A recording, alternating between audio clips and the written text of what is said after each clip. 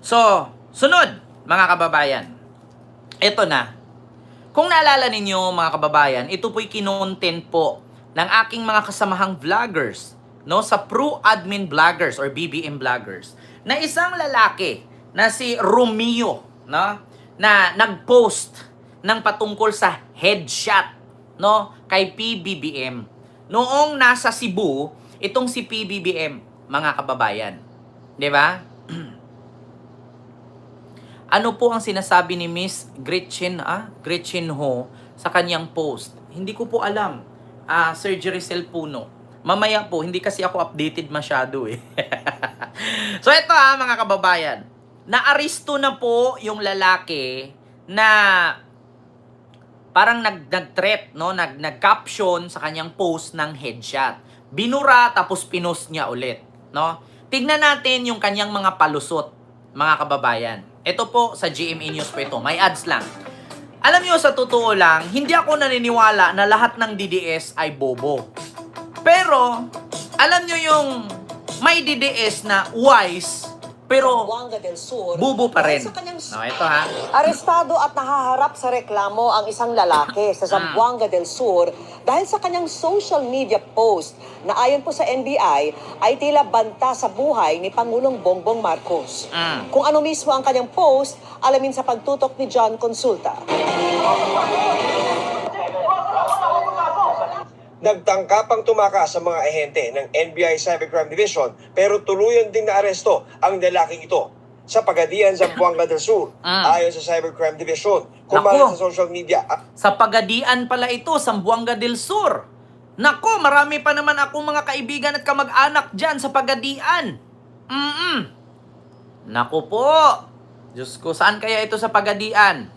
Oo, meron pa naman akong kamag-anak dyan na nagmamay-ari ng Coca-Cola. Ay, sorry. Post ng lalaki na tila nagbabanta kay Pangulong Bongbong Marcos. Nag-start yung upload no October 3, wherein yung picture po na nandun is yung picture ni President nung pumunta siya sa Bogo City, dun sa Cebu after ng earthquake.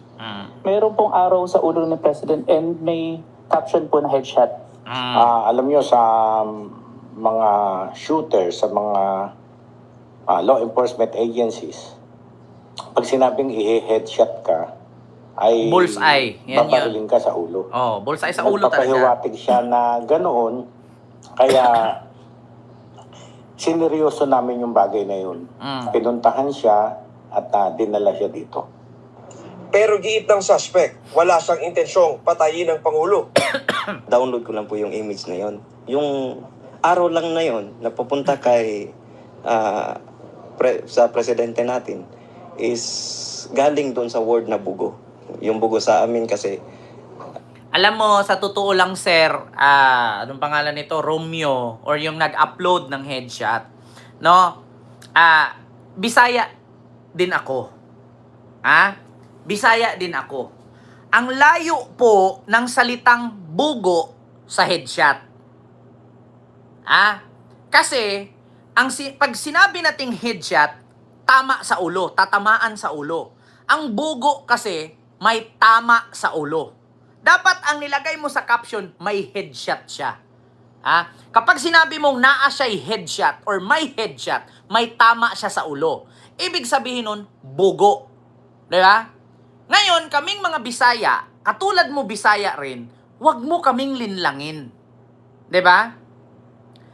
Katulad nun, si Sara Duterte, nung sinabihan si PBBM ni Digong na bangag, natawa si Sara kasi sa Bisaya, ang salitang bangag, butas. Bangag yan may bangag. Ibig sabihin ng bangag, butas yan sa Bisaya. Yun naiintindihan namin kasi Bisaya din kami. Ang salitang bangag, butas yan. Kuweba. Parang may bangag dyan, bangag yan. Diba? Yun. Pag sinabi mong bangag, may butas, may kuweba. Yun, may bangag dyan, Huwag kang pumasok dyan, may bangag dyan. Baka may ano dyan, alimango dyan, may sawa dyan, di ba? May bitin dyan, makagat ka, umatuklaw ka kasi may bangag. Kaya tumawa si Sara nung binigkas ni Digong na meron tayong presidenteng bangag noon. Bangag ang presidenteng yan ngayon. Ibig sabihin ng bangag, butas. May siwang. Ganun na, bangag. Oh. Pero yung sinabi mong headshot, sa madaling salita nun, pag i-translate mo yun sa Bisaya, headshot, na tama sa ulo. Tama sa ulo. Dapat ang inilagay mo sa caption, may headshot. Maiintindihan pa namin. 'Di ba?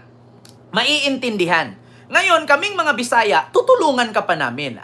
Oo, ibig sabihin kasi ng may headshot, may tama sa ulo. So ngayon, ibig sabihin ng may headshot, may saltek. 'Di ba? Pag sinabi mo kasing headshot, ibig sabihin nun, tama, diretso sa ulo. 'Di ba? Ngayon, syempre, pagdating sa mga kasundaluhan, kapulisan, NBI, sa CIDJ, ang ibig sabihin ng headshot, tatama sa ulo. Headshot, as in, bullseye. May bala kang patayin. 'Di ba? Yun, may tililing, may headshot. Ang problema lang kasi, actually, mga kababayan, maintindihan ko si Kuya eh. Maintindihan ko si Kuya na yun ang ibig sabihin niya, bugo, headshot, kung bulol siya. Yeah? Pag bulol siya, magsalita, maintindihan ko pa. Kasi, hindi naman po pwede magtagalog ka, headshot. Naalala nyo yung Japanese na content creator dito sa Pilipinas na naghuhubad-hubad maraming tato sa TikTok? Na, di ba pag nag-vlog siya, kain, hugas plato, ligo, pabili ng pekpek. Sabi niya, naalala niyo yon yung Japanese, nagwapo? Sabi niya, ate, pabili ng pekpek. Sabi naman ng babae, kwek-kwek po, hindi po pekpek. Kita nyo. Ngayon, naintindihan ko kasi Japanese siya. Diba? Ate, magkano po yung pekpek? Sabi naman ng tindera, hindi po pekpek, kwek-kwek po yan. Yun naintindihan ko. Bakit? Kasi Japanese siya eh. Diba? Magkano yung pekpek mo? Magkano yung gusto ko ng almusalsal. Kasi yun ang pagkaintindi niya kasi Japanese siya. Kakain po ako almusalsal. Magkano po yung Ito ipakita ko sa inyo. Ito mga kababayan. Ito maiintindihan ko kasi Japanese siya. Pero, Diyos ko naman kuya, Bisaya ka. Ang tanda mo na, bulol ka pala yung Tagalog. Ito Japanese. Ito pekpek. Ito yan mga kababayan. Ito isang kwek-kwek. Ito pepe. Pinoy. Sabi niya. Gusto ko maupa. Discount free. Pabiling pekpek. Isang pekpek. Di ba? No, kwek-kwek. Hindi siya pekpek. Sabi nung tindera. Pero itong sabi ni kuya, Diyos ko naman kuya, Bisaya na nga kami. Bibisayain mo pa. Diyos mio, Marimar. Bisaya na nga kami. Bibisayain mo pa. Istoryahe. Yan yung sinasabi na kuya. Istoryahe. Sabi ko nga sa inyo, I will tell you frankly. Hindi ako perfectong vlogger. Lahat din po, minsan, may mga sinasabi din po ako, nagkakamali ako. Tanggap ko yan. Di ba? Minsan, may mga nabigkas ako dito na mali. Hindi ako sinabing perfecto. Pero sa mga nagbabalak po maging vlogger, no? Ang pagbablogger po, hindi po porket nag-vlog ka, kikita ka. Hindi po ganun. Be responsible. Kasi tignan nyo, yan yung sinasabi ko. May mga DDS kasing nagbablogger-blogiran para kumita. Pero hindi nila iniisip yung consequences. Kikita ka ng milyon. Makukulong ka naman. Di ba sakit? Kaya minsan mga DDS, be responsible. Hindi naman tayo perfecto eh. Di ba? Hindi naman tayo Diyos. Na perfecto, walang mali. Pero, kapag mag-vlogger ka, be responsible for being a vlogger. Kasi kami nga, ang tagal-tagal na namin dito sa industriyang ito. Nagkakamali kami. Ako, tanggap ko kung may mali ako. Diba? Ako, pag may mali ako, diba, minsan kinukorek ninyo ako dyan. Binabasa ko. Minsan nga, hindi ko na binabasa kasi nahihiya ako kasi mali ako eh. Pero, binabawi ko rin kung may mali ako. Kasi mahirap eh. Kaya nga sa totoo lang, mga DDS, kapag gusto nyong maging vlogger, be responsible. Hindi po sa lahat ng post ninyo ay tama. Kasi ulitin ko lahat tayo may karapatan, may kalayaan. May karapatan tayong pumili ng politiko, may karapatan tayong pumili kung sino ang susuportahan natin. Pero, ulitin ko, hindi po kayo miyembro ng X-Men. Na ang X-Men kasi tumatago sa pader eh. Diba? Ang X-Men kasi, may mga kapangyarihan, nanggagaya ng mukha, tumatago sa pader, lumilipad, minsan natutunaw, minsan whatsoever, hindi tinatabla ng bala, hindi tayo miyembro ng X-Men. Kaya ako po'y nananawagan sa mga DDS na nagbablogger-blagiran, be responsible. Hindi ako perpekto kahit si Banat Bay nga nagkakamali eh. 'Di ba? Kaya kuya, itong pinaliwanag mo kuya, Bisaya din po kami. Malayo po ang salitang headshot sa may tama sa utak. Pwede pa nga sabihin mo tirililing eh. Di ba? Kami maintindihan pa namin pag sinabi mong buang. Di ba? Katok. Ayun, pag sinabing katok. Di ba? Pag sinabing katok, ayun, ibig sabihin nun, may something. Pag sinabi nating kalog, may something. Pero yung sa'yo, headshot yun eh. Niya? Arestado at nahaharap sa reklamo ang isang lalaki sa Zamboanga del Sur dahil sa kanyang social media post na ayon po sa NBI ay tila banta sa buhay ni Pangulong Bongbong Marcos. Kung ano mismo ang kanyang post, alamin sa pagtutok ni John Consulta. Nagtangka pang tumakas sa mga ahente ng NBI Cybercrime Division pero tuluyan din na aresto ang lalaking ito sa Pagadian, Zamboanga del Sur. Ayon sa Cybercrime Division, kumalat sa social media ang post ng lalaki na tila nagbabanta kay Pangulong Bongbong Marcos.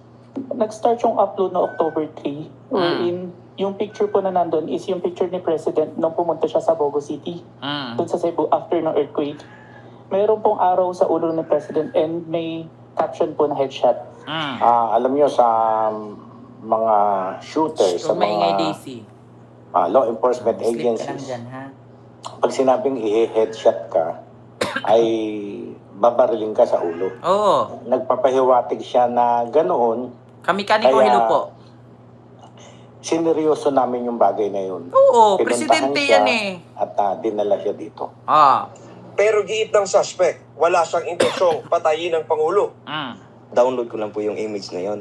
Yung araw lang na yon, napupunta kay sa presidente natin, is galing doon sa word na bugo. Yung bugo sa amin kasi, bugo sa Bisaya, sa Tagalog, bobo. Naano ko lang yun sa mga nangyayari ngayon. Hanggang doon lang po yun, komento ko lang yun. Sa huli ay humingi siya ng paumanhin sa kanyang nagawa. Naghihingi po ako ng pasensya na iba po yung ibig sabihin. Meron tayong karapatan magsalita, mag-comment, freedom of speech. Tama. Kasama yan, freedom of expression. Abogado to si Jaime Pero Santiago. yung magtatangka ka na sa buhay ng Presidente, Vice President, Senate President, Speaker of the House, and Chief Justice, ay papasok ang NBI Kaya nga. para matiyak na hindi mangyayari yung iniisip mo. Kaya nga. Naharap sa reklamong inciting to sedition at grave threat ang inarestong suspect. Ngayon mga kababayan, ngayon, inaantay ko yung comment ng mga DDS. Kasi syempre sasabihin ngayon ng mga DDS, mga kababayan, bakit si Kuya, ordinaryong tao lang, nag-caption lang ng headshot, inaresto? Tapos idadahilan nila, pero yung mga nagnakaw sa flood control, hindi hinuli. Pwede nyo bang itanong rin, bakit si Sara pinagbantaan, si PBBM, si Lisa, si Martin, hindi hinuli? Diba? 'Di ba? Ganon yun eh. Sir Maki Kwan, hello po. Bakit si Sarah hindi inaresto? Oh, kasi ito, hindi nila to pwedeng sabihin na si kuya, ordinaryong tao lang, inaresto. Pero yung mga nagnakaw sa flood control, hindi inaresto. Bakit napunta ka sa flood control? Bakit hindi mo balikan yung sinabi ni Sarah? 'Di ba? Yan, mga DDS. Sige, i-compare ninyo. Hinahamon ko kayo kung ang pinaglalaban ninyo ay para kay kuya na gusto nyong masagip. 'Di ba? Gusto nyong isagip si kuya. Kasi basahin ko dito ha. Yan ang napala, yabang. Dapat hindi blurred ang mukha, suspect para makilala. DDS yan. Think before you click. Kapag isang hamak na dukha ay napakabilis ipatupad ang batas. O, ito ha. Sabi ni Fernando Habula. Kapag isang hamak na dukha ay napakabilis ipatupad ang batas, pero kabaliktaran naman ng walang batas na ipinatupad kapag mayaman at maimpluwensya ang nakasakdal. Nasaan ang batas noong banta ni Sara kay PBBM, Lisa kay Romualdez? Ito ang tanong na tama ni Fernando. Ito yung tanong ngayon. Ito yung tanong na tama. Hindi to DDS nagtanong hindi naman niya pinoprotektahan si kuya. Ang tanong niya kasi, kapag daw hamak na dukha, napakabilis ipatupad ang batas. Pero kabaliktaran naman na walang batas na ipinatupad kapag mayaman at maimpluwensya ang nasasakdal. Nasaan ang batas noong banta ni Sara kay BBM, Lisa at kay Romualdez? Siyempre may batas yan sa ganyan. Pagbabanta yan, wala kayong respeto. DDS ka kasi kaya lumihis ka. Open death threat yan. Yabang kasi. Ayan. Walang sumagot. Maghintay ka lang. Mas may malaking plano si BBM para maparusahan si BP Sara. Di po biro yung ganun. Lalo't naging nasa public ang Pangulo. Mas matindi Ito para sa akin mga kababayan. Hindi ko dinidiin si kuya. Kasi si kuya, walang impluensya, hindi siya mayaman, wala siyang posisyon sa government. So, matanong ko lang din po sa NBI, bakit kapag ganito, walang 16 na abogado, inaresto ninyo? Bakit si Sara, hindi nyo po inaresto? Tanong lang po namin. Kasi dito mga kababayan, hindi ko kinakampihan si kuya Di ba? Hindi ko kinampihan si kuya. Pero tanong ko lang, bakit pala, pag mga ganyang issue, nahahanap nyo agad si kuya, naaresto nyo agad? Bakit kay Sara Duterte, di ba? Hindi nyo man lang inaresto si kuya, pinusasan. Bakit po ba? Di ba? Kami, bilang mga content creator, bilang mga vlogger, ikukundina ko po ang NBI. Bakit si kuya, walang influence, vlogger-vlogiran lang, nag-post lang siya, inaresto ninyo? Diba?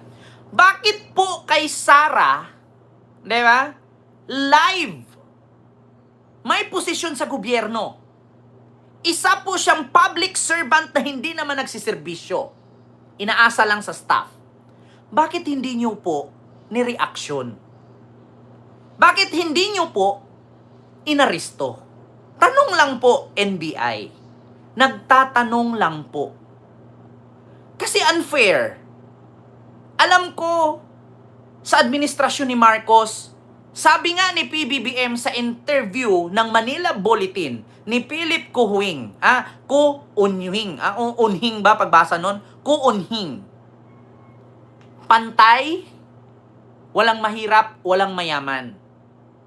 Bakit pagdating kay Sara, walang aksyon ang NBI? Tanong ko lang po. Nagtatanong lang. Hindi ko po sinabi na mahirap kasi magsalita 'di ba? Takot po ba kayo kay Sara? Ayaw ko naman na sa akin mag-umpisa ang masakit na salita. Si Kuya po, bilang isang vlogger-vloggeran, di ba? Vlogger-vloggeran si Kuya. Nag-post siya ng isang picture. Yes, hindi ko po siya kinampihan kasi mali po yun. Presidente yan eh. Di ba? Presidente yan. Sabihan mo ng headshot, talagang pagpaplanuhan ka ng NBI. Di ba? Talagang maaaresto ka kasi presidente yan. Meron po yung posisyon at hindi lang basta-basta. Presidente yan. Yes, hindi ko siya kinakampihan. Pero napaka-unfair po, NBI. Bakit si Sara? Ulitin ko po, NBI ha. Yung kay Kuya, picture lang. Yes, picture lang. May karapatan kami kasi freedom of speech. Diba? May karapatan si Kuya, sabi nga ni Jaime Santiago. Pero kung ipakita ko po ang video na ito, ha?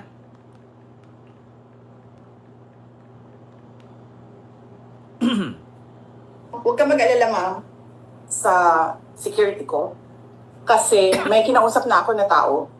Sinabi ko sa kanya, kapag pinatay ako, patayin mo si BBM, si Lisa Araneta, at si Martin Romales. No joke. Tanong ko lang, ito pong nagsalita, isa po itong ma-impluwensya. Diba? Isa po itong ma-impluwensyang tao. Tanong ko lang, bakit kay Sara hindi nyo dinampot? Diba? Ano po ba talaga? Para po ba talaga kayo sa bayan? O may kinikilingan kayo? Unfair, di ba? Si Kiko Barsaga. Tignan nyo, kung paano niya babuyin si PBBM. Bakit hindi nyo dinampot? Bakit hindi kayo nag-file ng ethics complaint? Dito, wala kayong ginawa. Di ba napaka-unfair? So paano kung mangyari sa akin to? Dadamputin ako. Bakit ito hindi? Kung ako, yun si Kuya, na inaristo ng NBI, sa bagay, deserve niya yun, DDS siya eh. Hindi ko siya kakampihan na, hindi ko siya ipagtatanggol. Kasi bakit? Inamin niya na kritiko siya ni PBBM. So, kaya hindi niya idiin si Sara. Ngayon, ang tingin ngayon ng tao sa kanya at ng mga DDS, wow, hero si Kuya.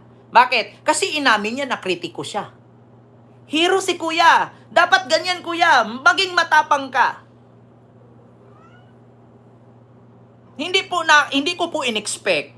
No? Hindi ako nag-i-expect na sabihin ni Kuya, bakit ako kinulong niyo si Sara? Hindi. Hindi po tayo mag-expect ng ganun. Bakit? Kasi DDS siya eh. Ngayon mga kababayan, para sa atin na mga matitino, unfair. Pero para kay Kuya, deserve niya yun. Bakit? DDS siya. DDS siya. Deserve niya yun. 'Di ba? Eh kung si Kuya, pwede naman niyang idahilan. Si Sara hindi niyo kinulong. Ako kinulong ninyo. Ako inaristo ninyo. Wala na po tayong aasahan kay Kuya kasi DDS nga siya. 'Di ba? O Kuya, deserve mo yan. Thank you. Deserve mo yan. Bakit? DDS ka eh. Ngayon, kung sasabihin mo, bakit si Sara hindi nyo kinulong? Bakit ako kinulong? Wag na tayong mag-expect. Bakit? DDS si Kuya. Hindi niya kayang idiin si Sara. 'Di ba? DDS naman pala siya. Narinig nyo naman sa balita, inamin niya na kritiko siya. So ibig sabihin, DDS nga siya. Alam nyo na. 'Di ba?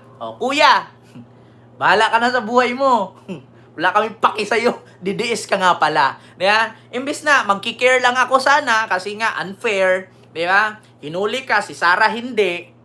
Pero oo nga pala, na-realize ko, DDS ka pala. Okay lang yun, mga kababayan. DDS naman siya. Hindi niya kayang idiin si Sara eh. Panindigan niya, hero siya ngayon.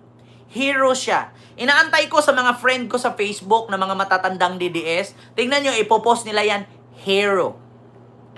Hero siya. Deserve niya yun. Para sa akin, unfair. Pero, kung si Kuya, hayaan niya makulong sarili niya, and choice niya yun. Wala tayong magawa. Ulitin ko ha, choice niya yun. Ano bang sabi niya sa balita? Ulitin ko ha, mga kababayan. Tignan ninyo ha. Inamin niya na kritiko siya. Ito. Kanyang post, alamin sa pagtutok ni John Consulta.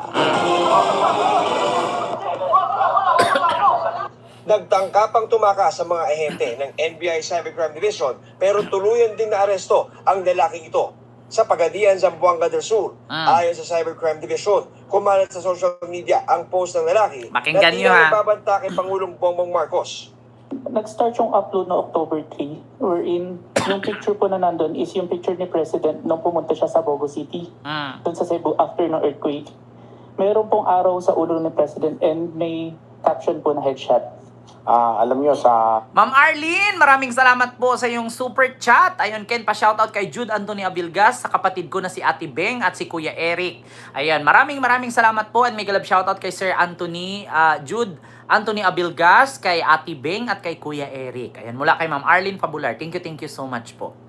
So ito, pakinggan niyo. mga shooters, sa mga law enforcement agencies, pag sinabing i-headshot ka, ay Papatayin ka babariling ka sa ulo. sa ulo. Oo. Nagpapahiwatig siya na ganoon, kaya sineryoso namin yung bagay na yun.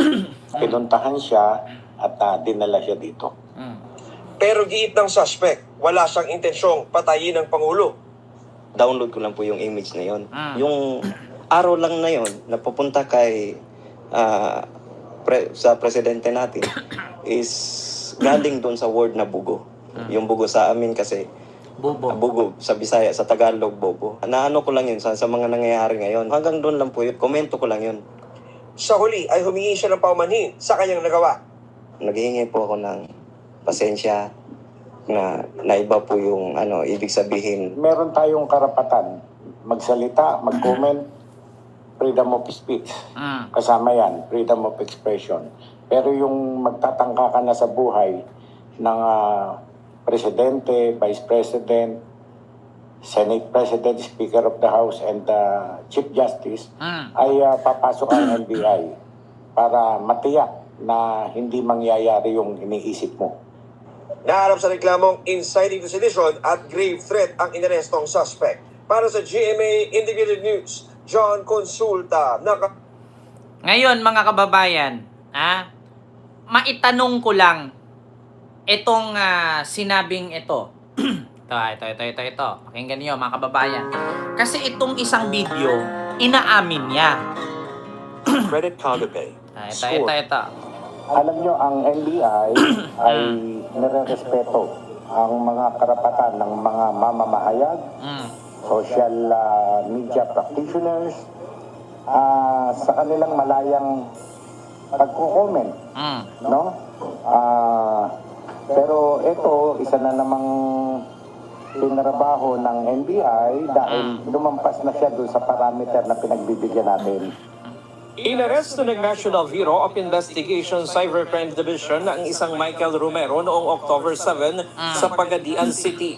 Bunso dito sa post sa kanyang social media account tungkol sa pagdisita ni Pangulong Ferdinand Marcos Jr. sa Bogo City, Cebu. Makikita sa larawan ang Pangulo, kasama sina Public Works and Highway Secretary Vince Dizon, Education Secretary Sonny Angara at iba pa.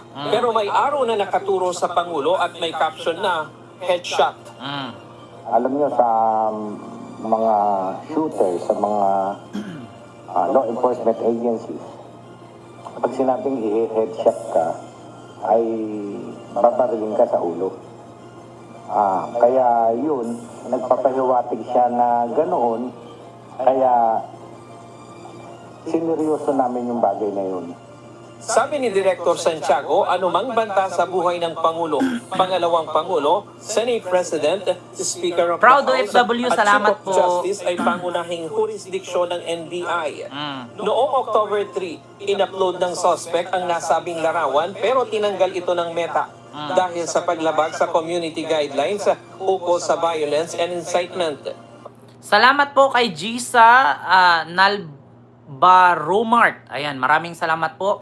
Kaya dapat bago mag-post sa kanyang super chat, tignan muna mabuti or tiyakin kung ano ang ibig sabihin ng mga pinupost natin. Kaya nga, be responsible nga eh.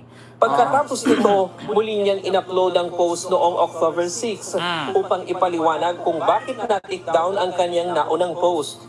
Aminado ang suspect na kritiko siya ng Pangulo dahil sa aniyay kapalpakan sa pamamalakad ng administrasyon.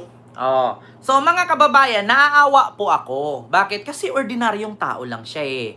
Vlogger lang siya. Oh, vlogger-vloggeran. Kasi alam ko hindi to kumikita pa ng 10,000, 20,000 eh. Oo, sa isang buwan. Kasi post lang, Facebook lang yun eh.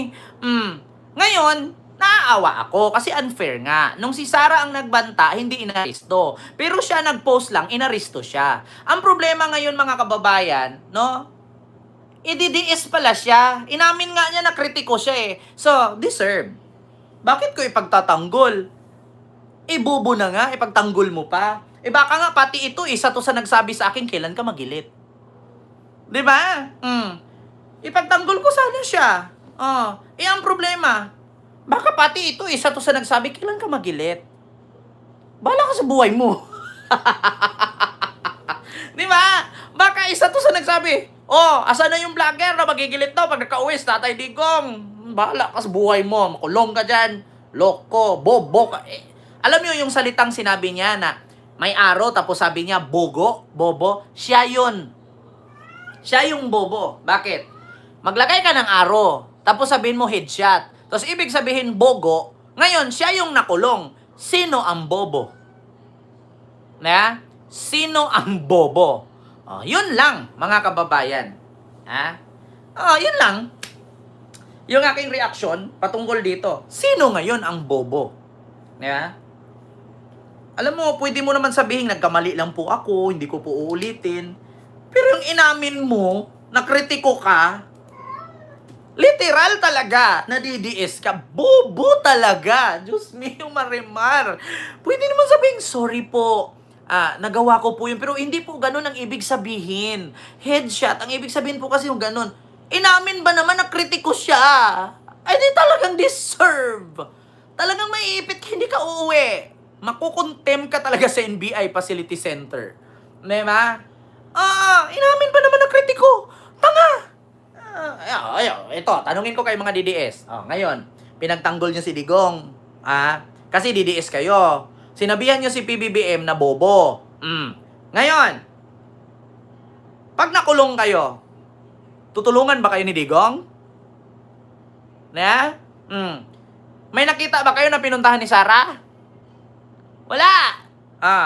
May nakita ba kayo na pinuntahan ni Digong? Wala. Kaya ngayon mga DDS, sige, magpaka-DDS kayo. Thank you. Sabi ko nga sa inyo eh, kayong mga DDS, isipin niyo yung mabuti. Magsasabi kayo ng mga masasakit na salita. Kapag kayo inaristo, kapag kayo kinasuhan, kapag kayo natanggal sa trabaho, tutulungan ba kayo? Hindi. 'Di ba? Hindi. Wala kayong maaasahan. Wala kayong tulong na makukuha sa kanila. Kasi bakit? Human shield kayo eh. Ginagamit kayo para sa kanilang interes sa politika. Yan nga, isa nga sabi ko sige, mag-rally kayo. Kaya kayo mga DDS, bago kayo mag-rally, make sure na kasama ninyo si Sara. Nauuna siya doon sa rally. Kasi kung kayo lang mag-rally, tapos pag binumba kayo ng water cannon, binato kayo ng tear gas, diba? Binugbog kayo ng mga pulis, binatuta kayo doon, kayo nabubugbog, si Sara nandun, hayahayang buhay nanonood. Pinagtanggol ninyo yung tao, yeah? Tapos, pag nabugbog kayo, wala siya. Diba? So deserve mo yan, kuya. Bahala ka na sa buhay mo. Amen.